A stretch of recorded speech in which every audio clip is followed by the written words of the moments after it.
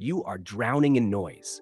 From the moment you wake up, your phone is buzzing, the news is blaring, and your mind is racing with 100 different worries. You feel like you can't breathe. Actually, wait, you can't breathe. That's the anxiety taking over. It demands your attention. It screams at you to fix everything right now.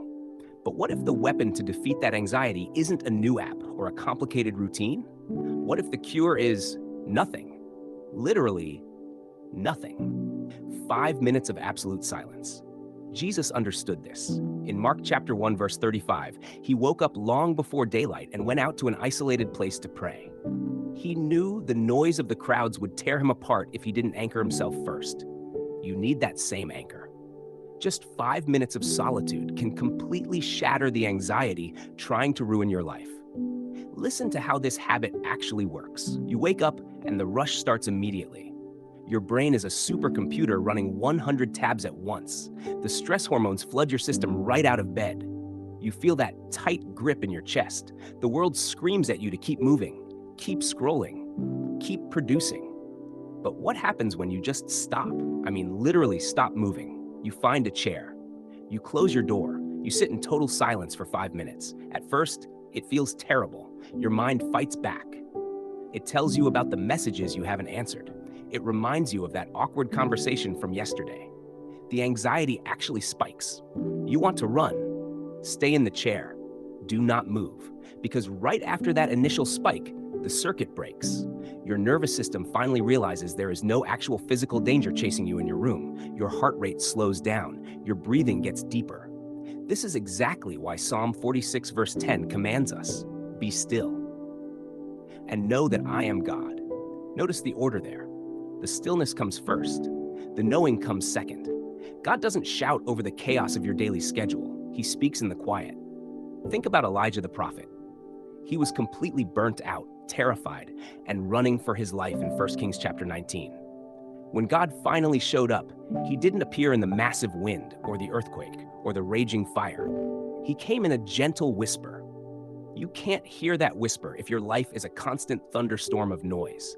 By forcing yourself into 5 minutes of absolute solitude, you are clearing the runway. You are actively telling your brain and your spirit, I am safe. God is in control. The world isn't going to fall apart if I unplug for exactly 300 seconds. And that realization right there, that is what shatters the panic. So how do you actually pull this off? You don't need a mountain retreat or a perfect spiritual aesthetic. You just need a locked door and a timer. Pick a specific time every single day. Early morning is usually best before the house wakes up. Luke chapter 5 verse 16 tells us Jesus often withdrew to lonely places and prayed. Notice the word often. It was a rhythm. You need to build that exact same rhythm. Set your phone timer for exactly 5 minutes. Put it across the room so you aren't tempted to look at the screen.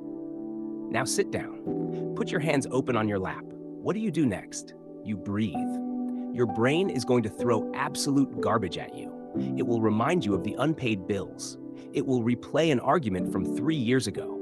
Let those thoughts float right past you. Do not grab them. When the anxiety flares up, when your chest tightens and your mind screams, we are wasting time, take a deep breath. Remind yourself, God is holding the entire universe together right now, and He absolutely does not need your help.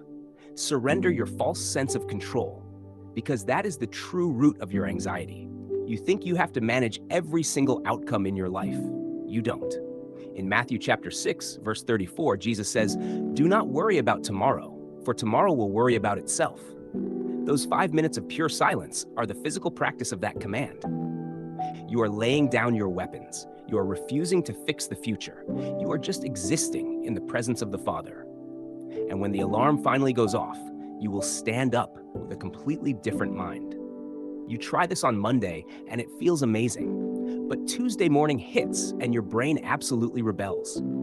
You close your eyes and suddenly remember an embarrassing conversation from 5 years ago. You want to quit. You think you're failing at silence. Listen to me. The distraction isn't a failure. It's the actual work. When those racing thoughts flood in, don't fight them. Fighting them just creates more anxiety. Instead, acknowledge them. Name the fear, then hand it over. First, Peter chapter 5, verse 7 tells us to cast all your anxiety on Him because he cares for you. That word cast implies a violent physical throw. You're chucking that heavy baggage onto someone else's shoulders. The enemy wants you exhausted. He wants your mind so cluttered that you can't hear the Holy Spirit leading you. By sitting in that chair, you're rebelling against the chaos. Your mind will wander.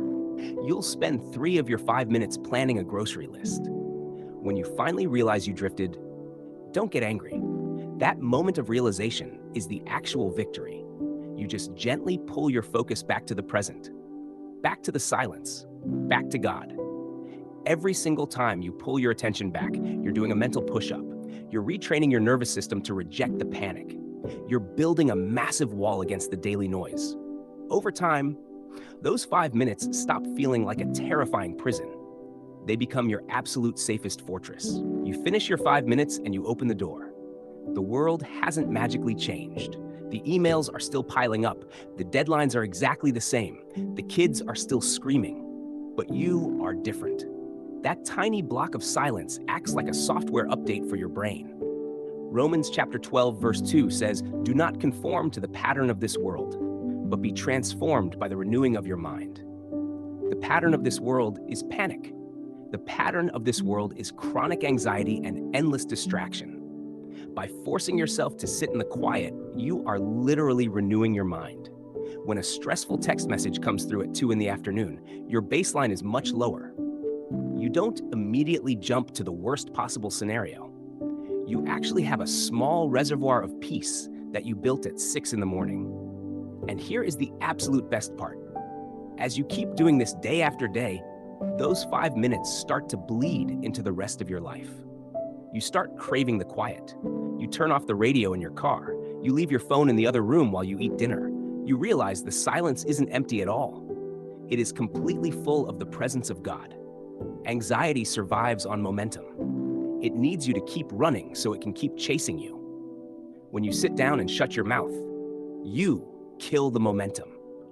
You look the panic right in the face and say, "No, God is here. I am safe. I do not have to perform today to be loved." The noise of this world isn't going to stop. It will always demand your attention. But you have the power to shut the door. You have the power to sit in the quiet and let the maker of the universe calm your racing heart. Do not wait. Start tomorrow morning. Take back your peace.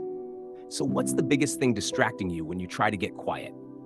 Tell me your answer in the comments. And if this helped you, subscribe to the channel and share this with someone who is drowning in anxiety today.